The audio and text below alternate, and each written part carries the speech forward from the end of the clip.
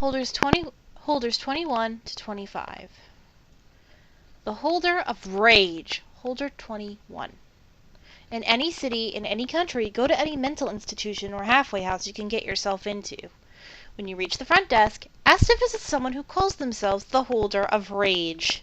The person will appear shy as they show you the door, and then walk away. As you enter the door, you will be looking down a staircase that descends into darkness. As you descend the stairs, you will begin to hear screams that will come from the throat of indeterminate origin. If the screaming should stop at any time, shout into the darkness, "Resume your business! I do not wish to intrude!" If the screaming does not come back, there's nothing you can do, for you will be dead before you know what happens. If the screaming continues, you may move on. Eventually, you will see light coming through the cracks in the door. Go through the door, and you will be in what appears to be a medieval dungeon. Hollowed-out skulls filled with candles serve as lanterns, and skeletons line the walls. There will be a wooden table in front of a fire inside a fireplace. On this table will be the severed head of a 4-year-old girl, staring ahead with glassy eyes. Step up to the table and look the head in the eyes. In a clear, commanding voice, ask, "Who will stop them from coming together?" The head will look you in the eyes and tell you the tale of a man. The tale of man. She will tell you his entire story, from his violent birth to what he is doing at this very moment. His deeds will be recounted in horrifying detail. He is a murderer of which the likes have never seen before, and he is just as mad. At the end of the story, the head tells you, "He is listening to our conversation," and you will be dragged out of the room and never heard from again. You will experience all the most horrifying things it ever conceived, and you will be kept alive and until you've experienced all of it. If she tells you he is elsewhere, he is now looking for you. He will not stop until you are dead or the objects come together. She will tell you to pick her up. Pick up the head by the hair and look at the table where she was. Sitting there will be a needle covered in dry blood, semen, pus, and countless unidentifiable substances. That needle is 21 of 538. The hunt has begun, and the clock is ticking. The Holder of Chaos, Holder number 22. In any city, in any country, go to any hospital and ask to visit someone who refers to themselves as the Holder of Chaos. The clerk will begin to shake his head and pound his fist upon the desk. Ask him thrice more, and he will stand up quietly and lead you to a room with only one door. The one which you entered through. You must close your eyes. If you don't, you will forever be stricken blind, and the only thing you will see is the constant sight of utter chaos. If you have closed your eyes in time, after an hour of standing in confusion, you will hear a soft voice call out, "Do you have them?" Do not answer this question. Instead, stomp your foot upon the floor and then open your eyes. If you see a long, stretching field in front of you, then you have succeeded in the first half of your endeavor. If you see a fiery plain of death and mutilation, then it's too late for you. You will be devoured by your own thoughts of your greatest fears. Walk towards the setting sun in the grassy field for 1 hour until you reach a tree with no leaves on its branches. As you get closer, you see the tree is constructed out of bones and surrounded by a pool of blood. Submerge yourself fully in this blood, and when you surface once more, you will feel a bone hand press something into your palm. It is a small vial. Drink from this vial, and you will find yourself standing in the hospital lobby. The vial is object 22 of 538. The hour is nigh, and the demons are calling. The Holder of Hate. In any city and any country, go to any hospital and ask to visit the Holder of Hate. The attendant will give you a firm handshake, look you straight in the eyes, and say, "It took you long enough." He will then hand you a key to room 532 and tell you to go down the left hall. As you walk down the hall, you will hear insane cackling. Should it stop, yell, "I do not fear you." If it does not begin again, run as fast as your legs will carry you. Should it continue, keep walking until you reach room 532. The door will be covered in scratches and gashes and all manner of burns. There will be a small, strangely unscarred glass panel in the door. Peer inside. If there is a figure standing on with his back to you, retreat as quietly as you can. If the room is empty, unlock the door and enter. The red light will be shining in through a sole window in the room. Should you gaze out the window, your eyes will soon burst from your sockets, and your screams will be the only utterance for all eternity. The room is small, the walls covered in blood, and a small cloaked figure sits in the middle. They will respond to only one question. Why do they hate? The figure's cloak will fly into the air, revealing a grotesquely disfigured being. It will answer your question in horrific detail. Upon finishing the story, it will collapse, as if a tremendous burden has been passed from its shoulders, and crawl into the corner. You'll begin to hear strange, unearthly shrieks from beyond the door. They will be getting nearer by the second. Your only hope is to wrap yourself in the cloak and hurl yourself out the red window. If you are not followed, you will wake up in the lawn of the hospital the next day, wrapped snugly in the cloak. The cloak is object 23 of 538. It'll hide you from their hate. The holder of color. Holder number 24. In any city, in any country, go to any mental institution or halfway house you can get yourself into. When you reach the front desk, ask to visit the holder of color. The warden will glance up at you and give you a shy smile, before holding his hand out to you. You must wait precisely 8 seconds before taking it, or the colors themselves will deny you and you may not enter.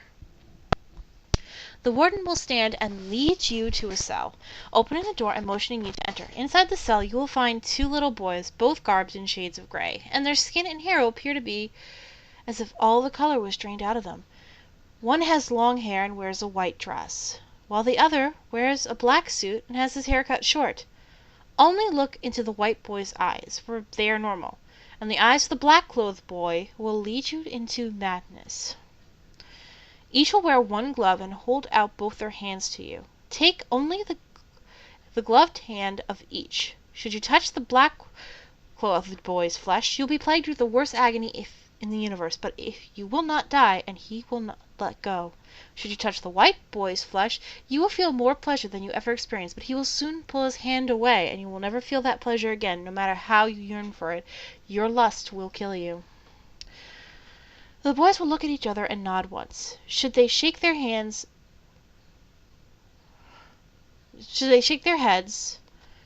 close your eyes and quickly say, "I am not what you seek, but I can change the tides." Once you say this, they will both giggle and pull on your hands, opening a trap door in their cell and descending into darkness. The boys will speak in unison, endlessly bragging about their riches and the things they have. They will ask you many times if you are jealous. Each time you must simply answer yes. Your fate now lies in the hands of these boys.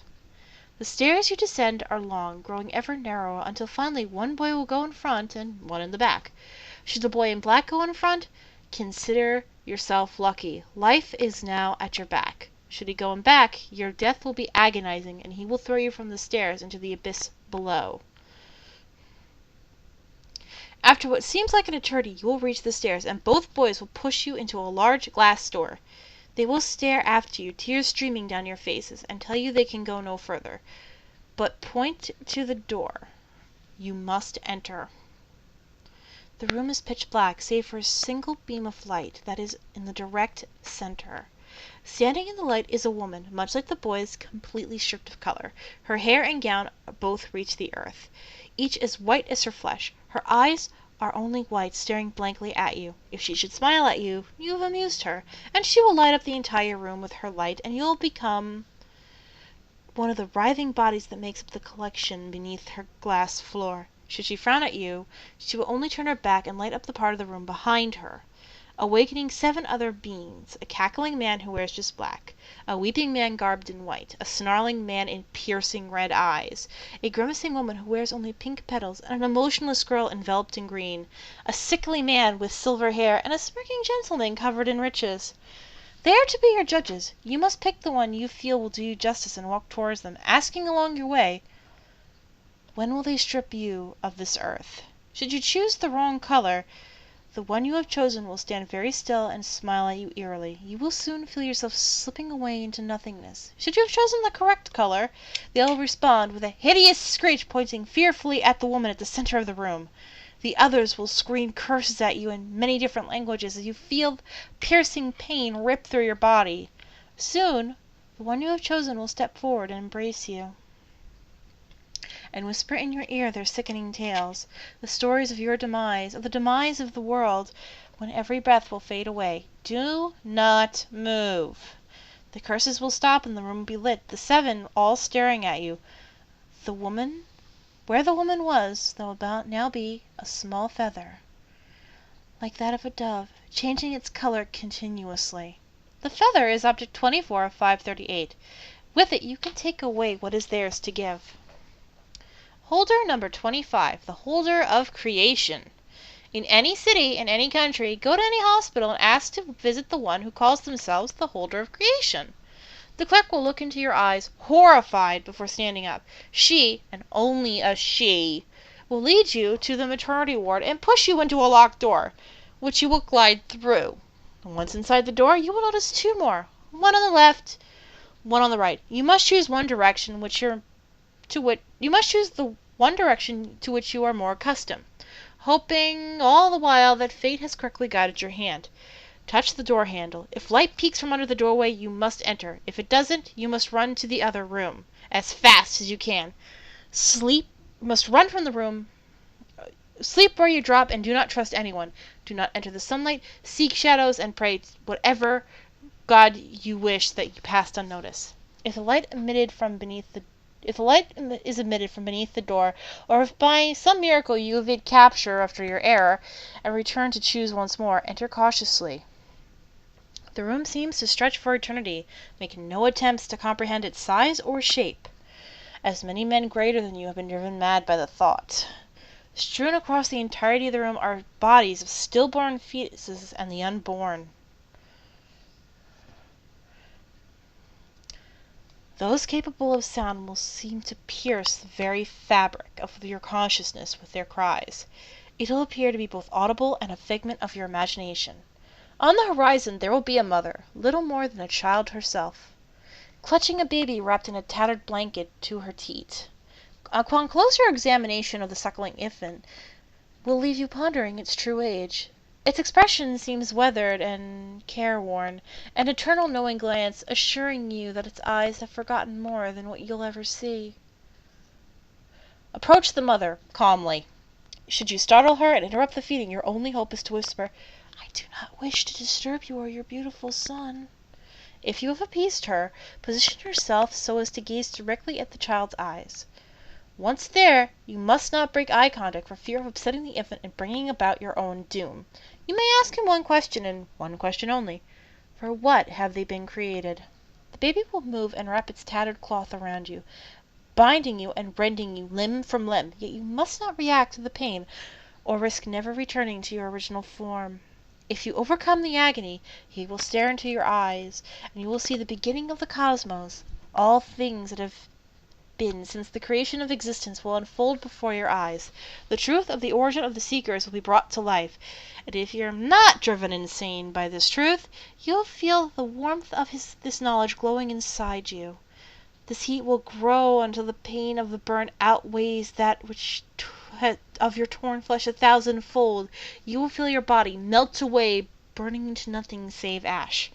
At the peak of your anguish, if you've managed to remain stoic, you will blink, with eyelids you apparently no longer have, opening them and find you've returned outside exactly 1 day before the incident. In your hands you will find a tattered manuscript. The text seems to predate existence. This is object 25 of 538. This book yearns the return of the other objects to it, and within it is the cryptic knowledge on how to do so. These were holders 21 to 25. Bye!